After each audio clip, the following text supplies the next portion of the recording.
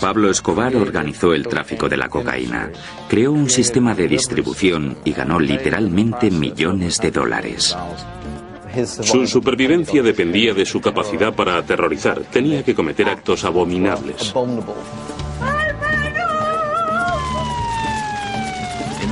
Básicamente, él le declaró la guerra a Colombia y Colombia le declaró la guerra a él. Era vengativo y rencoroso. Nunca olvidaba un desaire. Si alguien iba a por él, él iba a por ellos, y con frecuencia de manera espectacular. En mi opinión, es la mente más criminal, cruel y despiadada que haya existido jamás.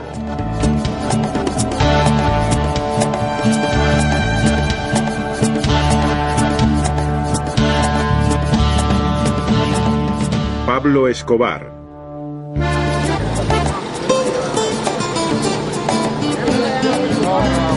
En primavera del año 2002, numerosas personas se reunieron delante de una iglesia de Medellín, Colombia. Estaban allí para saludar a Hermilda Escobar, la madre del más famoso capo de las drogas del mundo, cuando llegara a misa.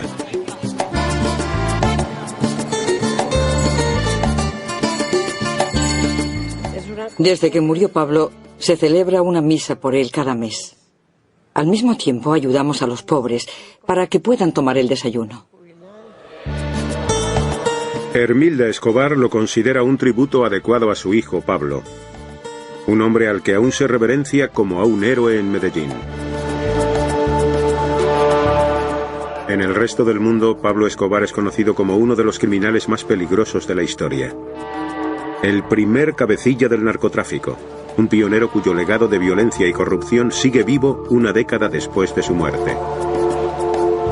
Le caracterizó su salvajismo absoluto.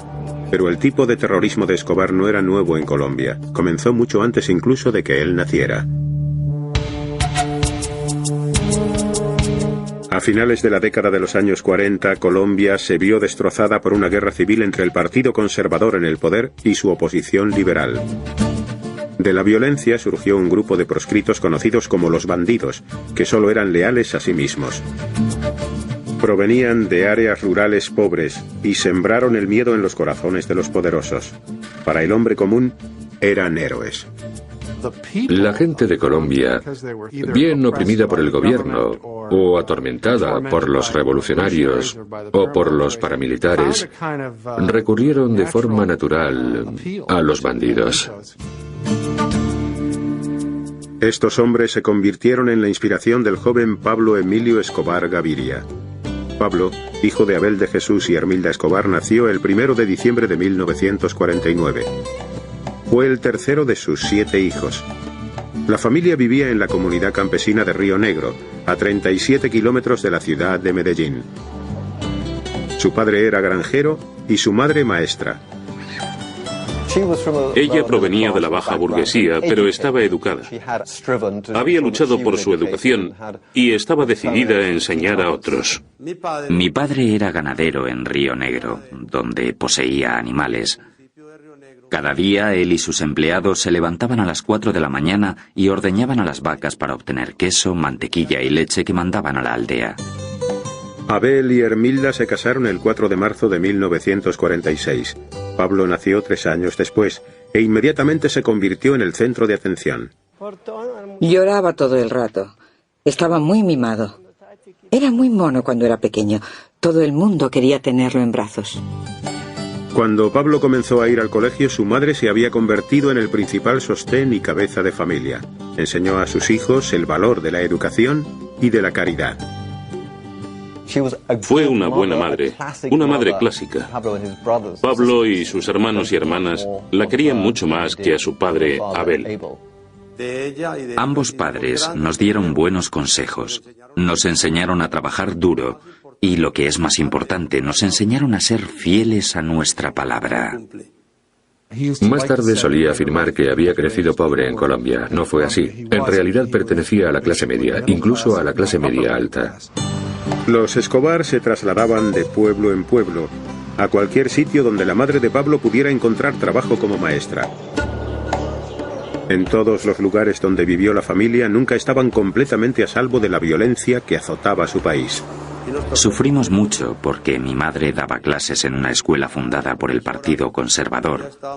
Por ello, los rebeldes del Partido Liberal vinieron un día a quemar la escuela e intentaron asesinar a mi madre y a todos nosotros, pero el ejército llegó y nos salvó.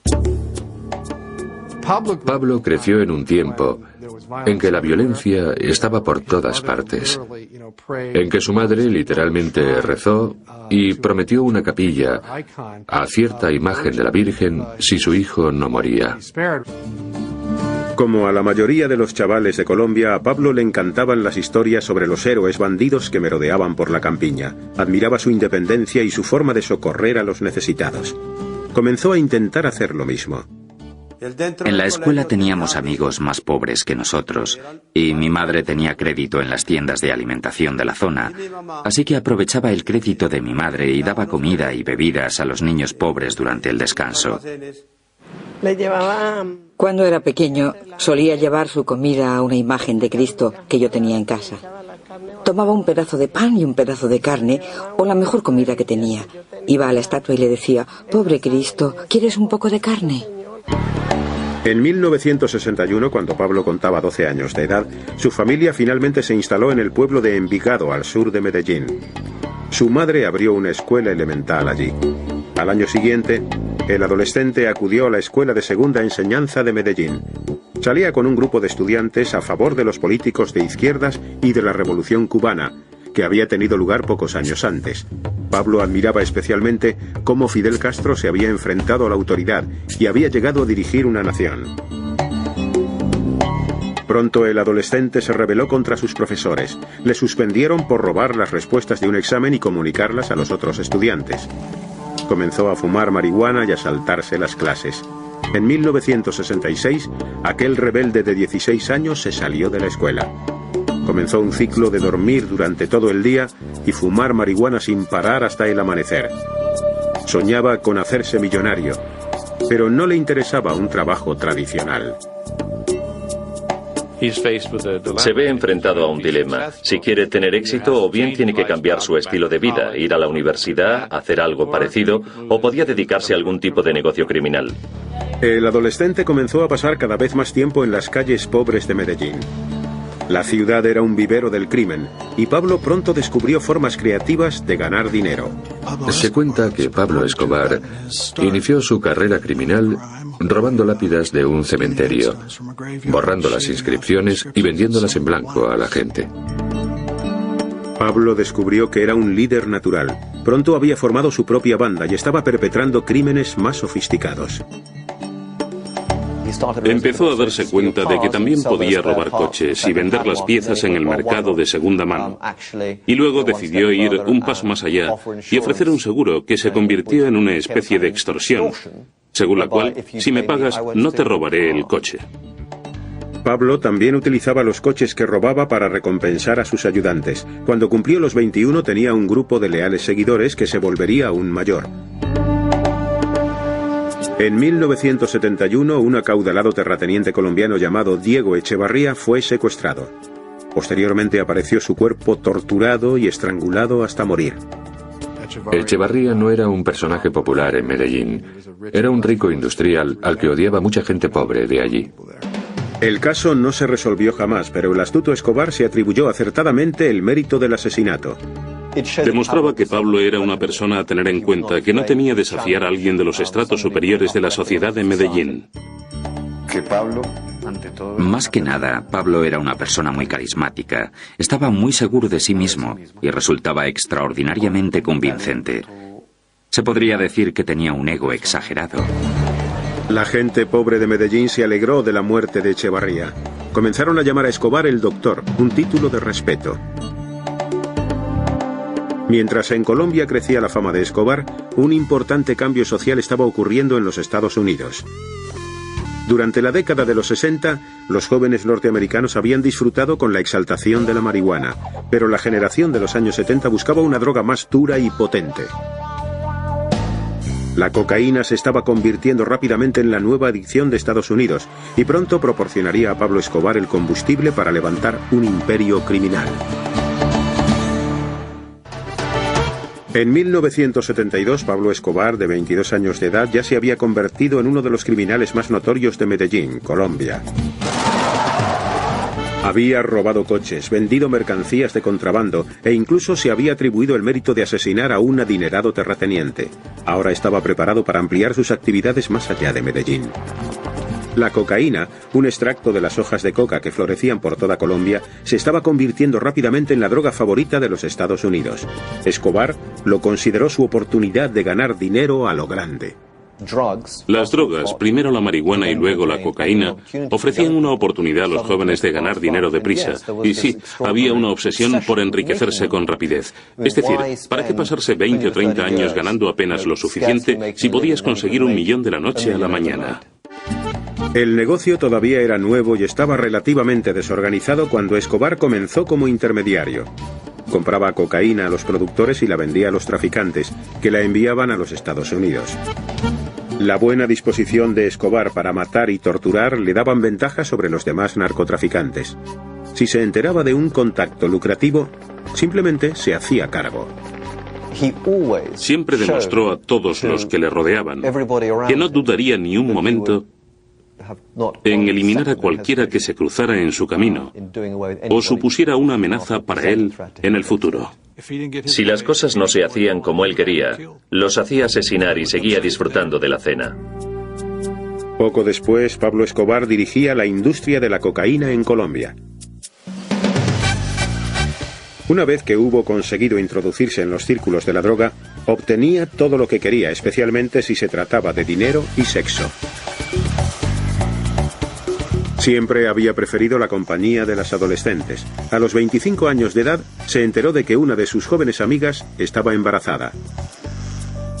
Pablo se casó con María Victoria Henao Vallejo, de 15 años de edad, en marzo de 1976. Un mes más tarde nació su hijo Juan Pablo. La pareja tendría una hija, Manuela, 3 años y medio después. Recuerdo que le dijo a mi madre que se sentía muy contento y muy orgulloso de ser el primero de sus hijos en darle un nieto. Aunque pensaba como un criminal, en lo que atañe a su familia la quería profundamente. Fue un hombre respetuoso con su madre, que cuidó de sus hermanos y para el que su esposa y sus hijos lo eran todo. No se puede decir que fuera el clásico hombre de familia, pues engañaba públicamente a su esposa y tenía amantes donde quiera que iba. Pero al mismo tiempo se veía a sí mismo como una especie de patriarca y padre amante, y realmente quería a su esposa y a los niños. El negocio de narcotráfico de Escobar creció tan deprisa en Sudamérica que pronto comenzó a enviar él mismo las drogas a los Estados Unidos. Uno de sus socios, Carlos Leder, ideó un innovador sistema de contrabando. Se le ocurrió la idea de organizar una red de transporte para la cocaína y montó una parada de transbordo con servicio completo en un diminuto cayo de las Islas Bahamas. Construyó pistas de aterrizaje, posibilidades para repostar, un hotel, todas las comodidades. Pablo se aseguró de que ningún narcotraficante sacara cocaína de Colombia sin su permiso. Cobraba una comisión del 35% por cada envío y garantizaba su llegada. Con aún más dinero a su disposición, construyó sus propios laboratorios de procesamiento de la cocaína. Hacia el verano de 1976, Escobar y otros 3 narcotraficantes crearon lo que posteriormente se conoció como el Cártel de Medellín. El Cártel de Medellín poseía la infraestructura en un tiempo en que nadie más la tenía. Si querías mover cocaína necesitabas los aviones, necesitabas la red de distribución. Tenía el negocio completamente montado desde la jungla hasta la esquina de una calle en los Estados Unidos. Pablo, de 29 años de edad, era el líder indiscutible del grupo. Sobornaba a jueces, políticos y policías para que su negocio siguiera funcionando como una seda. Empleaba la intimidación y la violencia siempre que era necesario y vivía según el lema plata o plomo. O coges el dinero o mueres. Y en prácticamente todos los casos entre plata o plomo, la gente coge la plata. Es algo natural para la naturaleza humana. Escobar se concentró en levantar su imperio y, al contrario de los que trabajaban para él, rara vez probaba el polvo blanco que vendía. Se dice que apenas probaba la cocaína. solía tratar con desprecio a las personas adictas. En 1979, el cártel de Medellín controlaba más del 80% de la industria norteamericana de la cocaína, que movía miles de millones de dólares. Y Pablo Escobar se había convertido en un hombre rico. Construyó una finca de 63 millones de dólares llamada Hacienda Los Nápoles, 120 kilómetros al este de Medellín. La pequeña avioneta que empleó para transportar su primer cargamento de cocaína se erguía orgullosa en la entrada de la propiedad de 7.400 acres. La enorme finca incluía 20 lagos artificiales, una pista de aterrizaje, un helipuerto, 6 piscinas y un zoológico lleno de animales exóticos. No sabía qué hacer, así que construyó primero el zoo. Construyó un zoo enorme con elefantes, rinocerontes, jirafas y otros animales. Pablo también quiso compartir su riqueza con el público. La gente tomaba autobuses en Medellín para visitar su propiedad. Según iba creciendo su reputación de criminal, Escobar comenzó a compararse con otros forajidos legendarios. Compró un sedán cosido a balazos de los años 30, afirmando que había pertenecido a Bonnie and Clyde. A veces incluso se disfrazaba de su héroe, el revolucionario mexicano Pancho Villa. A Pablo le parecía muy atractiva esa imagen de rebelde latino capaz de asestar un golpe a los norteamericanos. Detrás de las puertas cerradas de su exótica hacienda, el narcotraficante celebraba fiestas salvajes, en las que satisfacía su deseo de menores. Escobar y sus secuaces recogían a colegialas en las calles de Envigado, a la salida de los colegios, y las invitaban a que volvieran. Y si posteriormente esas niñas resultaban problemáticas en algún sentido, quizá por quejarse a la policía o a los padres, o si se creía que habían visto demasiado, las liquidaban sin más ceremonias. Las invitaciones de él. Sus invitaciones estaban bastante solicitadas entre la élite de la sociedad colombiana. Se consideraba a Pablo el mejor anfitrión de Latinoamérica. Sus fiestas eran literalmente orgías con las mujeres más bellas y las mejores bebidas. Había para todos los gustos, legales o ilegales. Había drogas, había chicas muy jóvenes, había competiciones y juegos sexuales muy extraños, juegos eróticos. A veces Escobar ordenaba a las chicas que se desnudaran y treparan a un árbol mientras sus huéspedes miraban. U organizaba una carrera. La chica que la ganaba se llevaba un coche nuevo a casa. María, la mujer de Pablo, sabía de sus fiestas sexuales, pero estaba dispuesta a mirar hacia otro lado para seguir casada con uno de los hombres más ricos de Colombia. Además, Pablo era un padre muy afectuoso. Cuando Manuela tenía 2 años, su guardaespaldas se ofreció a llevar a la niña, a cambiarla, a ayudar con esas tareas diarias, y Pablo insistió que en ningún caso, porque el día que ya no pudiera ocuparse de su hija, dejaría de ser Pablo Escobar. Escobar quería que se le considerara un gran hombre. Regaló millones para ayudar a los pobres. Construyó carreteras, canchas de fútbol e incluso una urbanización llamada Barrio Pablo Escobar. A Pablo le dolía mucho ver sufrir a la gente. Creía que todos aquellos pobres debían vivir dignamente y tener sus propias escuelas e iglesias. Quería que tuvieran una vida decente. Escobar quería ser Robin Hood en realidad. Quería que la gente le siguiera. Quería convertirse en un héroe para la clase trabajadora, para los campesinos. Para promocionar aún más su imagen, en 1982 se presentó candidato al Congreso. Básicamente había conseguido todo el poder posible en el mundo del crimen y comenzó a buscar formas de legitimar su industria y también de aumentar y elevar su propio poder personal. Con 32 años fue elegido congresista sustituto, lo que significaba que podía acudir durante la ausencia de un miembro. Para Escobar, su elección demostró que el pueblo le amaba. Realmente, él no se veía muy distinto de tantos otros políticos, pues muchos de los políticos estaban en su nómina o aceptaban su dinero. Y él no se consideraba peor que muchos de ellos. Se consideraba un gran hombre y su dinero le permitía hacer realidad sus fantasías exóticas y excéntricas de animales salvajes y chicas jóvenes, tal y como lo hacía. Ahora intentaba hacer realidad la fantasía de convertirse en presidente de Colombia. Escobar pronto descubriría que su popularidad no llegaba hasta la capital, la ciudad de Bogotá. Como tantos de los que se crean para una elección. El candidato a la presidencia, Luis Galán, denunció los lazos de Escobar con el negocio de la cocaína, y el ministro de Justicia, Rodrigo Lara Bonilla, inició medidas enérgicas contra las contribuciones electorales provenientes de las drogas. En enero de 1984, expulsaron a Escobar del Congreso. Su carrera política había acabado, pero no estaba dispuesto a marcharse tranquilamente. 3 meses después, mandó asesinar a Bonilla. Lo hicieron en la forma típica del cártel. 2 en una motocicleta, 1 con una ametralladora. La moto se acerca a la limusina de Rodrigo Lara Bonilla, parada en un semáforo, y el tipo de atrás saca la ametralladora, vuela la ventanilla de atrás y le vuela la tapa de los sesos. La gente se dio cuenta de que aquel hombre se acababa de cargar a un miembro del Consejo de Ministros. La muerte de Bonilla fue un gran paso en la escalada de terrorismo que realizó Escobar para poner a Colombia de rodillas.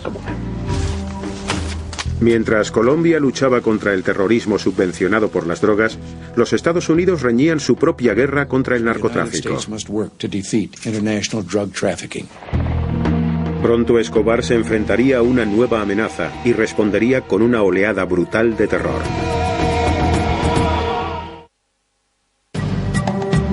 A mediados de la década de los 80, el imperio de la cocaína de Pablo Escobar tenía sida por la garganta a la nación colombiana. 3.700 kilómetros al norte, el presidente de los Estados Unidos había declarado una guerra a las drogas, que había convertido en una pieza clave de su administración. Los Estados Unidos presionaban cada vez más a la policía colombiana, al ejército colombiano, al gobierno colombiano y al sistema legal colombiano para que acabaran con las drogas. El gobierno de Colombia accedió a permitir que los Estados Unidos extraditaran a traficantes colombianos que enviaban drogas a Norteamérica. En Colombia, incluso aunque los hubieran detenido y condenado, habrían salido rápidamente.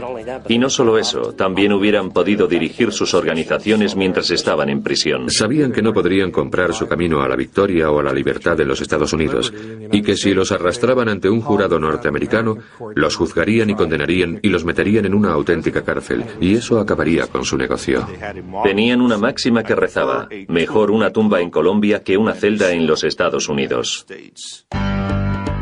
En noviembre de 1985, Escobar y otros traficantes de drogas unieron fuerzas para demostrar al gobierno que no se iban a dejar intimidar. Escobar alistó a un grupo de guerrilleros de izquierdas para atacar a la sede del Tribunal Supremo de Colombia, el Palacio de Justicia. Los guerrilleros, armados con ametralladoras, cohetes y granadas, asaltaron el edificio y atacaron a los miembros del Tribunal Supremo. El ejército colombiano respondió con andanadas de ametralladora, tanques y tropas de asalto. Durante el asedio de días de duración murieron 97 personas, incluyendo 11 de los 24 magistrados del Tribunal Supremo. El ataque al Palacio de Justicia constituyó otro hito en la historia de Colombia. El impacto fue a largo plazo. Aterrorizó al Poder Judicial. Eliminó del corazón de la judicatura a toda una serie de magistrados que eran hombres buenos, valientes y morales. Los guerrilleros también destruyeron los documentos de extradición. Vendieron al pueblo de Colombia la idea de que el terrorismo estaba causado por la extradición. Al año siguiente, el Tribunal Supremo de Colombia invalidó el tratado que permitía la extradición. Pero pocos días después fue restablecido por el nuevo presidente de Colombia, Virgilio Barco. Pablo Escobar temía de nuevo que le enviaran a los Estados Unidos. Construyó casas seguras por toda Colombia y consiguió mantenerse un paso por delante de la ley gracias a los soplos de agentes del gobierno en su nómina y de sus leales seguidores campesinos.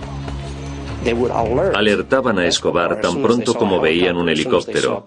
En cuanto veían un camión de la policía que se aproximara a la zona, dándole tiempo de sobra para evitar la detención. Recuerdo una vez que había 2 helicópteros volando sobre el edificio buscándole. Mientras que cualquier otra persona habría salido corriendo del edificio presa del pánico, Pablo no salió hasta que se peinó y se afeitó. Después de más de 3 años de fuga, Escobar intentó cerrar un trato con el gobierno colombiano en 1989. Se entregaría con una condición: que no le extraditarían a Estados Unidos. El gobierno rehusó. Pablo no estaba dispuesto a aceptar aquella respuesta. El 18 de agosto el candidato favorito a la presidencia, Luis Galán, iba a hablar en un mitin político de la campaña electoral. Luis Carlos Galán era probablemente lo que yo llamo el Kennedy colombiano. El pueblo le quería.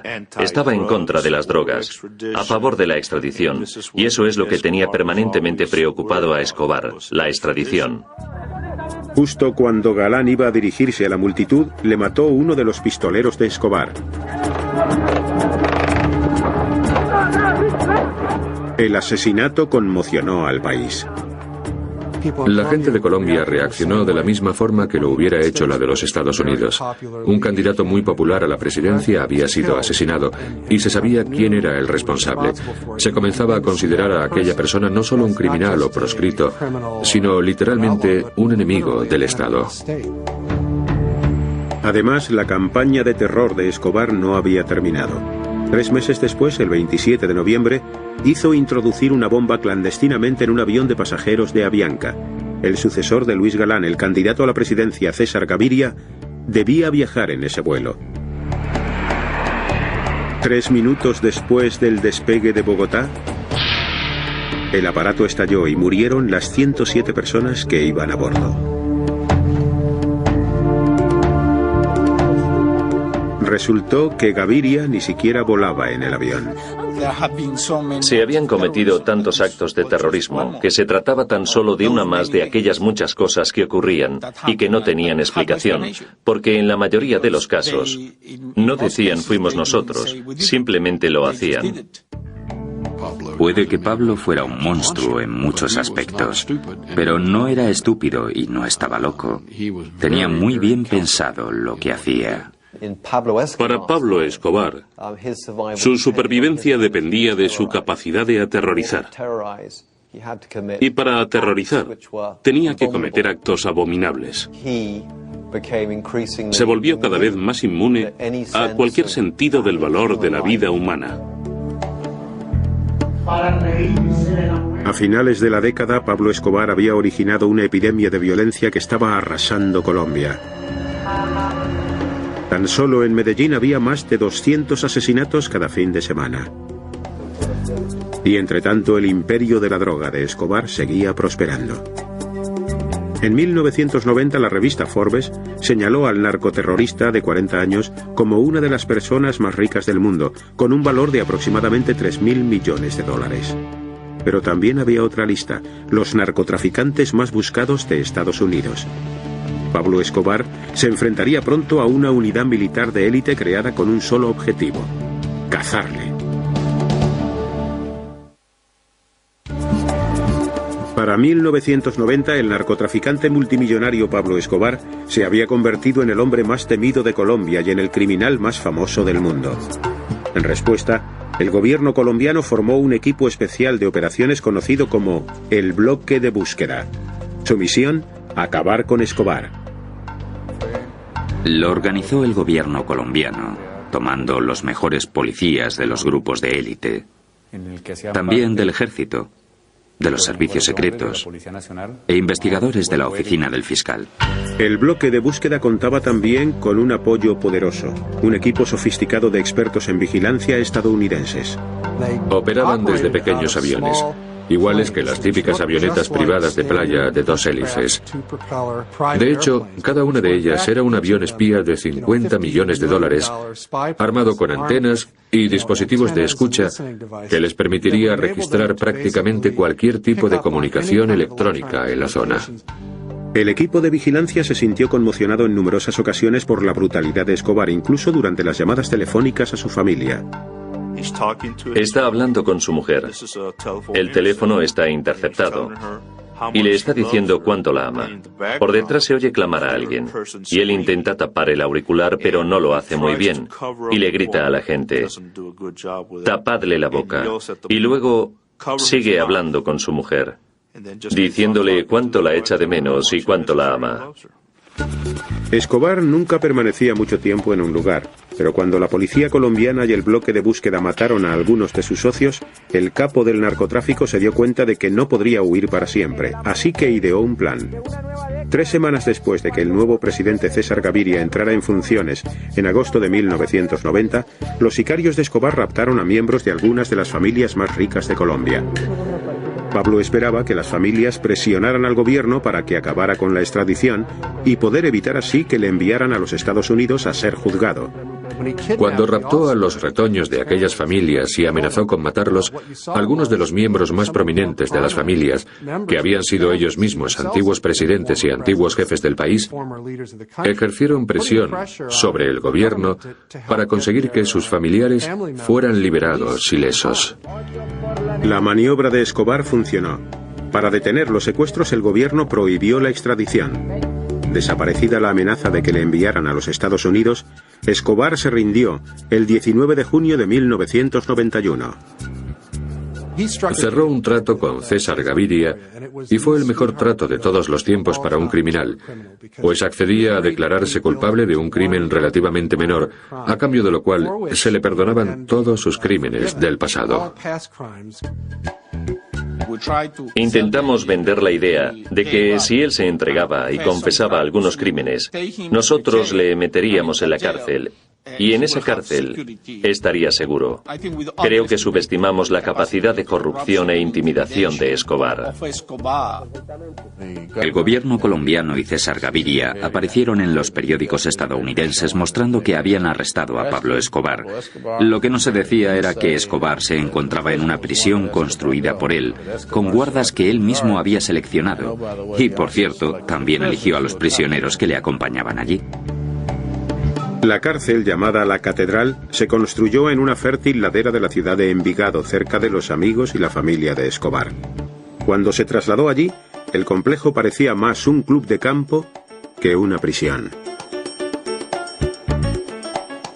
Construyó un campo de fútbol en la cárcel, construyó una discoteca, solían invitar a amigas, a mujeres, celebraban fiestas, era una completa farsa.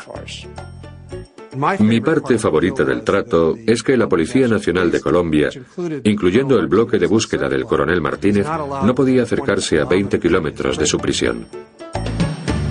Escobar entraba y salía como quería. Acudía a partidos de fútbol en Medellín y a clubes nocturnos de Envigado. La esposa y los hijos de Pablo le visitaban con frecuencia. En la catedral encontraban todas las comodidades de casa, incluyendo una casa de juegos construida especialmente para Manuela, su hija de 11 años. Puede que la condena a prisión de Escobar fuera una farsa, pero el gobierno le había dado al público lo que más deseaba: el cese del terror. Yo diría que Gaviria cumplió hasta cierto punto los deseos de los colombianos en aquel momento, en el sentido de, por favor, ¿podría acabarse esta violencia? Durante su encarcelamiento, Pablo continuó dirigiendo su negocio multimillonario de la cocaína como siempre lo había hecho, y con igual crueldad. Descubrió que miembros del cártel de Medellín, al parecer, estaban aprovechando el hecho de que Pablo no estaba fuera todo el tiempo para robarle. Escobar llevó a los hombres a la prisión, los torturó taladrándoles agujeros en las rodillas y arrancándoles las uñas, y luego los mató. Esta vez Escobar había ido demasiado lejos. Cuando se filtró la noticia de los brutales asesinatos, los agentes del gobierno no pudieron seguir ignorando las acciones de Escobar. El 22 de julio de 1992, el presidente Gaviria ordenó que se trasladara a Escobar a una cárcel de verdad. Pero Pablo sobornó a una patrulla de soldados y escapó. El chiste que corría en Colombia era: ¿cuántos soldados colombianos hacen falta para dejar salir a Pablo Escobar de la cárcel? Y la respuesta, 1 para abrir las puertas y 5.000 para vigilar. Escobar estaba libre, pero sus enemigos se encontraban por todas partes, y pronto se le acabarían los lugares donde ocultarse. En julio de 1992, Pablo Escobar, de 42 años, escapó de la cárcel de la Catedral y estaba en fuga. Los gobiernos estadounidense y colombiano estaban decididos a hacer comparecer al capo ante la justicia. Una vez que se fugó de la Catedral, todo comenzó a derrumbarse. En la Catedral había contado con la protección del gobierno. De pronto, los perros le pisaban los talones. Sus amigos comenzaron a abandonarle, y pienso que se consideraba mucho mayor de lo que realmente era. Puede que fuera económicamente poderoso, pero ya no lo era desde el punto de vista humano. Escobar intentó febrilmente negociar un nuevo acuerdo con el gobierno. Creo que César Gaviria, en colaboración con el gobierno estadounidense, había decidido que ya no quería más tratos con Pablo Escobar, que iban a cazarlo y a matarlo. En el pasado, Escobar había utilizado el terrorismo para obligar al gobierno a darle lo que quería. Así que decidió intentarlo de nuevo. El 30 de enero de 1993, plantó un coche bomba cerca de una librería en una bulliciosa calle de Bogotá. La bomba explotó mientras la tienda estaba llena de niños con sus padres que compraban útiles para el colegio. 21 personas murieron por la explosión y otras 70 resultaron heridas. Nadie tenía nada que ver con el narcotráfico. Fue simplemente una bomba indiscriminada que decidió hacer explotar para enviar un mensaje al gobierno de Colombia. El gobierno no era el único problema de Escobar. Después de su huida de la prisión, un grupo de ciudadanos de Colombia había decidido que si la policía no conseguía detenerle, lo harían ellos mismos. Formaron un grupo de vigilantes llamado Los Pepes, un acrónimo de Perseguidos por Pablo Escobar. Se supone que los Pepes era una organización de ciudadanos colombianos, bien miembros de familias cuyos hijos, o hermanos o esposos, habían sido asesinados por Escobar, miembros enemistados del propio cártel de la cocaína de Escobar y miembros de cárteles rivales. Un día después de la bomba en la librería, los Pepes tomaron represalias. Explotaron bombas delante de una de las casas de Escobar y una hacienda propiedad de su madre ardió hasta los cimientos. En lugar de atacar al propio Escobar, comenzaron a ir a por cualquiera relacionado con Escobar, ya fuera profesional o personalmente, y le mataban. Desestabilizaron mucho la seguridad de Pablo. Le golpearon económicamente. Atacaron a la gente que estaba cerca de él y, lo que quizá es aún más importante, le afectaron psicológicamente porque atacaban los símbolos que tanto amaba. Utilizaron sus propias técnicas en contra de Escobar, atacando a la familia, mataron a mucha gente, quemaban los ranchos, mataban a sus caballos de millones de dólares. El enemigo público número 1 de Colombia estaba recibiendo una dosis de su propia medicina. Cada vez eran menos los que le suministraban información que le mantuviera por delante de las autoridades. Por ello tenía que cambiar de casa cada vez con mayor frecuencia. Creo que él mismo se dio cuenta de que nadie más iba a ayudarle y que se le había acabado el tiempo, el espacio y la suerte. Pablo intentó sacar a su familia del país, pero las autoridades no lo permitían. Lo último que querían en Colombia era que su familia desapareciera en aquel momento, pues sabían que al mantenerles en Colombia, Pablo Escobar estaría continuamente preocupado por ellos, pues sabía que los Pepes la matarían a la mínima oportunidad. Si tenía un talón de Aquiles era su familia. Evidentemente los quería fuera del país en un lugar seguro. Si estaban en un lugar seguro donde no tuviera que preocuparse por ellos, podría iniciar una guerra a gran escala contra el gobierno de Colombia. En otoño de 1993, el cártel de Medellín estaba en total confusión, pero era a su familia lo que más preocupaba a Escobar. No les había visto durante un año y les echaba terriblemente de menos. El 1 de diciembre, Pablo cumplió 44. Sabía que se encontraba bajo vigilancia constante, por lo que sus llamadas telefónicas siempre eran breves para que no pudieran rastrearlas. El día después de su cumpleaños, llamó a su familia. Llevábamos 24 horas esperando una llamada que sabíamos que tenía que hacer Escobar a su hijo Juan Pablo. Y cuando la hizo, se quedó al teléfono durante 5 minutos, un tiempo que nos permitió localizarle. El bloque de búsqueda rastreó la llamada hasta esta casa adosada en el barrio de clase media de Los Olivos, en Medellín. Vi que en la parte superior se encontraba Pablo Escobar hablando por teléfono. En ese momento, él me miró a mí y colgó. El teniente Martínez pidió refuerzos y pronto los agentes del bloque de búsqueda habían rodeado la casa. Escobar estaba atrapado. Rompieron la puerta de chapa y entraron. Al oírlo, el Limón, el guardaespaldas de Pablo, apareció en la ventana de ahí arriba y salió disparando a la policía. Le dieron y cayó al suelo. Escobar se asomó a la ventana con una pistola en cada mano, disparando hacia adentro y hacia afuera e insultando a la policía. Pablo se quitó las zapatillas y saltó al tejado. Cuando llegó a la mitad del tejado, los disparos que estábamos haciendo le dieron. Escobar fue alcanzado 3 veces. Una de las balas le dio en la cabeza. Murió al instante. Al final murió como cualquier otro malhechor. El peor criminal de este mundo, el mayor criminal del mundo del narcotráfico que había existido jamás, murió como un hombre cualquiera. El 3 de diciembre de 1993, más de 20.000 colombianos llenaron las calles de Medellín durante el funeral de Pablo Escobar.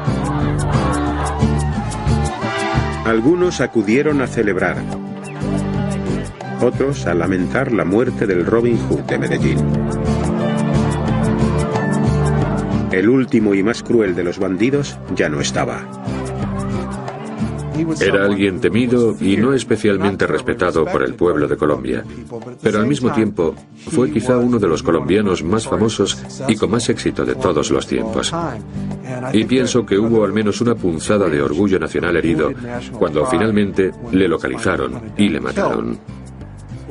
Pueden preguntar a los taxistas, ir a los barrios populares y preguntar a cualquiera sobre la imagen que quedó de Pablo en Medellín. Y dirán que es una imagen muy positiva, buena y saludable. No sé de ninguna mente más criminal, cruel y despiadada que haya existido en nuestro mundo desde siempre. En mi opinión, es el hombre más cruel que ha vivido jamás.